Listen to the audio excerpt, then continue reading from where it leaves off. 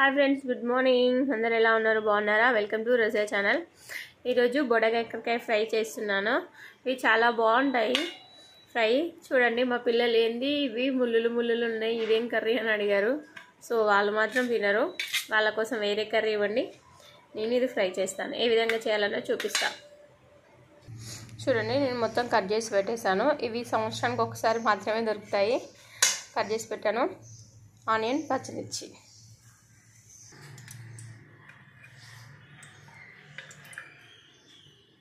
తగినంత ఆయిల్.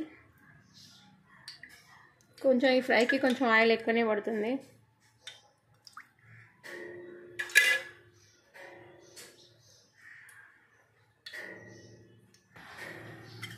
పచ్చిమిర్చి, ఆనియన్,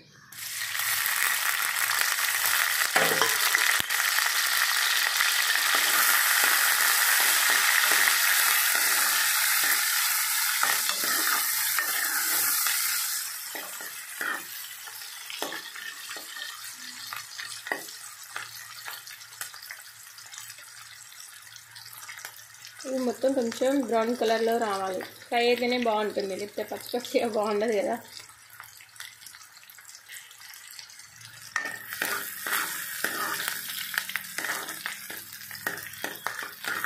మనం ఏ ఫ్రై చేయాలనుకున్నా ఈ ఆనియన్స్, పచ్చిమిర్చి ఫ్రై అవుతాయి కదా. ఫ్రై అయ్యాక మనం ఏ కర్రీ అయితే వండాలనుకుంటున్నామో ఆ పీసులు మాత్రమే వేయాలి. అంతేగాని మనం పసుపు అల్లం వేసినాక వేస్తే టేస్ట్ ఉండదు, అంతా ఫ్రై కావు.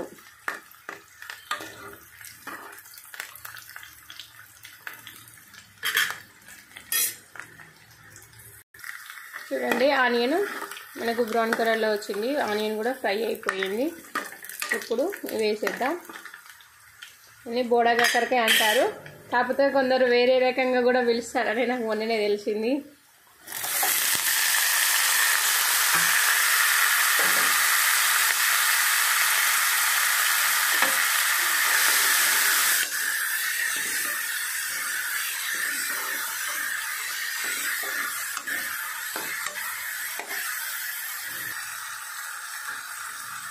సాల్ట్,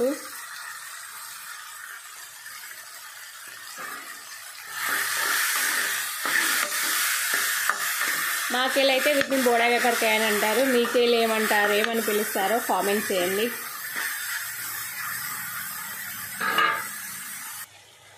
మధ్య మధ్యలో ఇలా కలబెట్టాలి, లేదంటే ఏమంటారు మాడిపోతుంది కదా.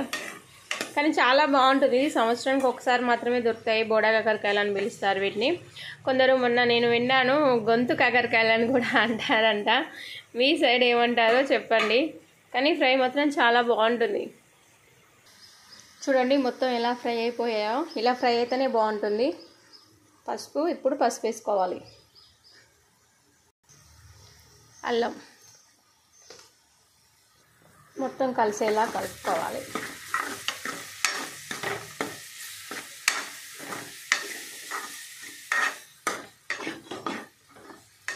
కానీ చాలా అంటే చాలా టేస్ట్ ఉంటుంది తెలుసా. కొందరు ఏమంటారు తెలుసా, చికెన్ మటన్ కంటే కూడా ఇది వేరే లెవెల్ అంటారు. చాలా బాగుంటుంది. కానీ ఎప్పుడైనా ఫ్రై అయినాక ఏ ఫ్రై అయినా పర్లేదు, మనం ఏ ఫ్రై చేసినా పసుపు అల్లం మాత్రం ఫస్ట్ వేయద్దు. ఈ మొత్తం మనకు ఫ్రై అయినాకనే పసుపు అల్లం వేయాలి. ఫస్ట్లో వేసామనుకో ఫ్రై కాదు.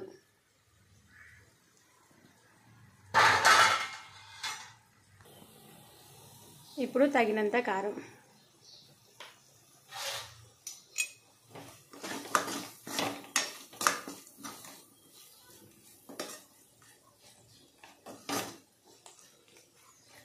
హై ఫ్లేమ్లో పెట్టొద్దు, సిమ్లో పెట్టాలి. సిమ్లో పెడితేనే మంచిగా ఫ్రై అవుతుంది.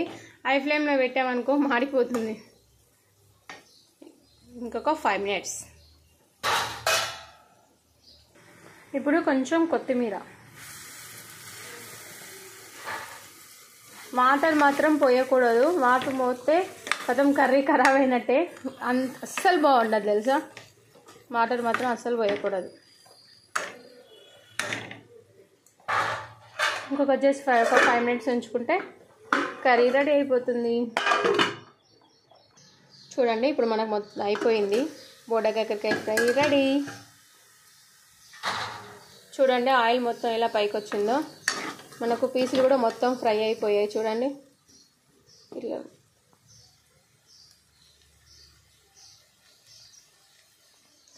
మీరు కూడా ఒకసారి ట్రై చేయండి. కొత్తగా చూస్తున్నట్లయితే ఛానల్ని సబ్స్క్రైబ్ చేయండి, సపోర్ట్ చేయండి. ఓకేనా, బాయ్.